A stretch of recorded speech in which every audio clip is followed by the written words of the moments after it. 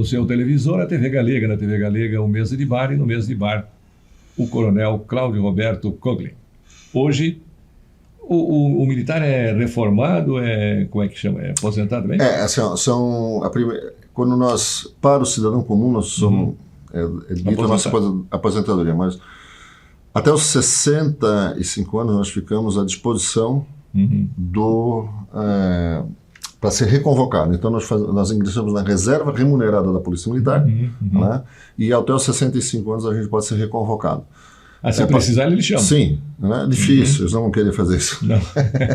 Mas já houve casos que alguns foram reconvocados, são casos muito específicos, muito raros, né?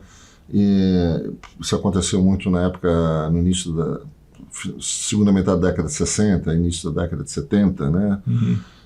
Por questões... Não creio, o coronel só vai ser convocado para tomar conta da escola ali. Não. Sim, agora isso aconteceu. Agora foi de novo. Foi uma espécie de reconvocação, não foi bem isso, mas foi uma espécie de reconvocação para chamar policiais militares para cuidar da escola, né? E após os 65 anos aí a gente é considerado reformado e aí realmente até os 70, não é a reforma só depois de 70. Então, nós não... com 70 pendura chuteira. Sim, definitivamente, e aí nós somos definitivamente imprestáveis. Não presta para mais nada. Mas, fora isso, vários policiais foram chamados de volta, estão trabalhando nas escolas, fazendo um excelente trabalho, depois daquela tragédia que aconteceu aqui em Blumenau. Deus queira que isso nunca mais aconteça, né? Que barbaridade. Foi uma coisa assim chocante, né? Mas... são coisas que esse mundo cruel hoje nos impõe e pode acontecer nos lugares mais inusitados possíveis. Infelizmente aconteceu em Blumenau.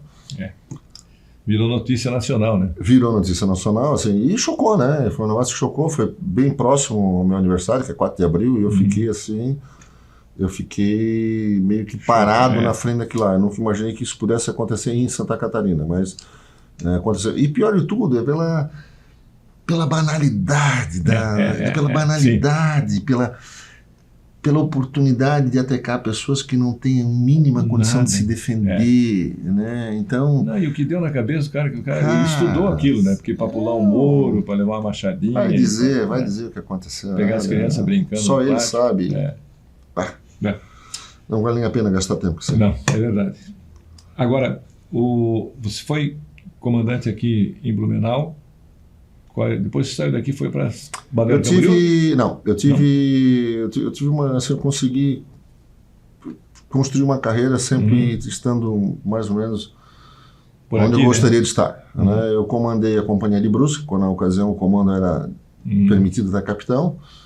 Depois de Brusque, eu comandei a companhia em Timbó, aí fui promovido a tenente-coronel, fui comandar 2 anos Balneário Camboriú, o batalhão da Polícia Militar. De lá saí para voltar para Blumenau, comandar Blumenau, retornei a Balneário Camboriú para ser o comandante regional, né, como coronel já, e de lá eu, em 2018, fevereiro de 2018, fui convidado para ser o subcomandante-geral da corporação e fiquei nesse meu último posto de comando até 13 de maio de 2020. E aí houve uma troca na corporação, né? E aí resolvi pedir a reserva remunerada e aí junto com o meu colega na época, o Coronel Araújo, e mais 2, que chegamos os 4 juntos a ocupar os 4 postos da corporação, a gente decidiu que era tempo de ir para casa, já estávamos com quase 38 anos de polícia militar, né? E eu, somando todo o meu tempo de serviço, são quase 42 anos, porque eu sou da época que se podia trabalhar com 14 anos de idade. E aí era meio expediente como auxiliar de marcenaria, varrer uma marcenaria de um tio, né? Para ganhar um salário mínimo, e meu pai, não, mas era muito mais, meu pai fez isso muito mais para contar tempo de serviço do que propriamente dito. Foi registrado na carteira. Sim, porque efetivamente comecei a trabalhar aos 16, na Souza Cruz como safrista, mais tarde na Walter Schmidt, aqui na rua 15 de novembro. De lá passei para a FURB, e aí faculdade de engenharia tinha aula de manhã, à tarde e à noite, aí não dava nada, né? E depois disso o Exército Brasileiro e de lá a Polícia Militar. Então a minha vida profissional é uma vida bastante curta, com 3 poucos... empregos, marceneiro... 3 empregos. 3 empregos. Walter Schmidt, auxiliar de marcenaria, auxiliar de faxineiro de marcenaria, limpeza, auxiliar de escritório, estudante e policial militar. Né? Se contar os estudantes, se isso é emprego, são 4 empregos. Não teve de safrista, né? Mas dali foi como safrista no escritório da Souza Cruz, auxiliar de escritório também. Ao lado do escritório. Então foram os 3 como militar. 6 meses trabalhando na Souza Cruz ali, daí foi o primeiro emprego, assim, nossa. Era verdade que quem trabalhava na Souza Cruz tinha que fumar? Não. Era mito. Mas assim, interessante, né? Mais tarde a gente, assim, eu extraí a nota fiscal e aí existia lá existia algumas classificações de fumo, né? Se não me engano era amarelinho, berle, comum e tinha um outro. E aí as subclassificações. E agora eu não me lembro qual é. O amarelinho comum eram os cigarros como esses que que a gente consumia. Cigarro mata-rato. Né? E existia uma qualidade de fumo muito específica, específica. Daí, a outra qualidade era Virgínia. E agora não sei qual é. Essa é uma qualidade com alto teor de nicotina. Alto teor. Este fumo é plantado em locais específicos aqui. E posteriormente, agora, muitos anos depois, quando teve aqueles escândalos da indústria fumageira nos Estados Unidos, esse era um fumo que foi feito para que as pessoas se viciassem mais. Rápido. Né? E aí ele era totalmente exportado para os Estados Unidos e os colonos tinham que entregar as flores. Eles não podiam ficar com aquelas sementes. Eles recebiam as sementes lá. Daí lendo aquelas histórias de como se não me engano, são as 7 irmãs que dominavam a indústria do tabaco no mundo, como elas criaram isso ali, e eles, putz, cara, eu tive próximo a isso, né? Isso aí realmente existe, não é ficcional. Isso tinha aqui na nossa região de Santa Catarina, ali para Apiúna, Rodeio, Rio do Sul, Ituporanga, era percebendo que isso era tudo fumo daquele lá. Agora, quando você foi ser comandante em Balneário Camboriú, além do prazer de estar vivendo na praia, qual era a sua maior preocupação lá? Era o tráfico de drogas? Não? Olha, a questão em Balneário Camboriú é bem diferente. É uma cidade extremamente dinâmica, muito dinâmica, diferente de Blumenau, né? São aspectos diferentes. E durante muitos e muitos anos, aquela região foi considerada a região mais quente do estado de Santa Catarina. Era Balneário Camboriú, Itajaí e Navegantes. Ali tinha... Os índices de criminalidade eram um dos mais altos do estado, né? Então, e dentro dessas cidades tinham bairros específicos, né? Hoje nem vou citar, porque se eu citar isso hoje eu estou defasado e posso até desmerecer quem mora lá. Mas nós tínhamos 4 ou 5 bairros que era assim, era de perder o sono com o que acontecia lá, né? E a Polícia Militar levou uns bons 8 anos para botar em ordem, para conseguir estabilizar. E junto com a atividade policial militar, um forte empenho do Judiciário, do Ministério Público, Polícia Civil e da própria cidade, que via que aquilo depunha a conta. Muito embora isso não acontecia em Balneário Camboriú, mas era na região. Isso depunha a conta. Né? Então, hoje isso são locais completamente pacificados e que mudaram, e que Santa Catarina hoje, eu ouso dizer que a incidência criminal de Santa Catarina hoje ela é muito melhor do que há 15 anos atrás. O que me preocupa um pouco, sabe o que é? Eu vivi na Alemanha. Na Alemanha tem registro de domicílio. Então, se o cidadão muda daqui para São Paulo, ele tem que dar baixa no registro de domicílio aqui e registrar lá. Aí as informações fecham. E quando eu morava lá não tinha internet. Hoje, então, é mais rápido ainda, né? Fecha na hora.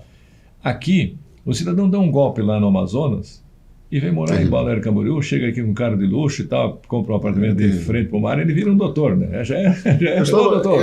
Eu estava auxiliando um senhor da Alemanha. Esse senhor procurou um conhecido meu que mora na Alemanha e ele gostaria de localizar o pai dele. O pai dele, esse filho foi reconhecido lá em 1940 e pouco, e esse senhor deve ter hoje entre 94 e 96 anos de idade. E ele tem toda a documentação que o pai brasileiro reconhece ele com a esposa, a mãe alemã. tem uma fotocópia do passaporte dele de 1934, né? E tem uma fotocópia de um documento de 1965. Pois com esses documentos eu não consigo. Não consegue. Né? E aí o pior de tudo é o seguinte: explicar para um alemão que nós não conseguimos. Porque lá não tem, lá. Não, porque assim, ó, se você chegar lá, tem um brasileiro aí, vai no Einwohnermeldeamt, que é o domicílio. Sim. Eu estou conhecendo o fulano, até Carlos Pimpo. Você tem que chegar e dizer, eu estou morando aqui. Claro, mas isso assim, ó, mas isso facilita tudo, facilita o planejamento. Isso é na privacidade do cidadão. Não. Isso é organização, é diferente, é organização. É saber o seguinte, saber que aqui, olha, está se mudando para cá uma família com 2 crianças. Essas 2 crianças estão em idade escolar. Essas 2 crianças vão fazer parte lá daquela unidade de saúde. Aquela unidade de saúde, então, precisa se preparar. Daqui a pouco a unidade de saúde é projetada para atender 100 pessoas por dia. Aparece 300. Aparece 300, porque não foi cadastrado, não tem esse controle. Aí, mas peraí, mas você não tem como prever, não tem como ver. Esse foi uma das coisas mais interessantes que eu encontrei na Alemanha, foi esse registro de homicídio. Eu acho isso ótimo. Para planejamento da cidade. Eu acho isso ótimo. Porque eles sabem hoje quantos cidadãos vivem em nós começamos a fazer um trabalho assim, baseado nessa ideia. Nós começamos a fazer um trabalho em 2006, 2007, 2008, na cidade de Timbó. Nós começamos a cadastrar as pessoas moradoras em pensões. Pensões. Sim. Aquela pessoa que vem tentar a sorte, né? Nós encontramos muita coisa interessante. E além de encontrar muita coisa interessante, pessoas se sentiram incomodadas e saíram. O índice de furtos e roubos em Timbó caiu significativamente. Porque quando a polícia começa a perguntar, você viu fulano e tal? Mas por que ele quer saber de mim?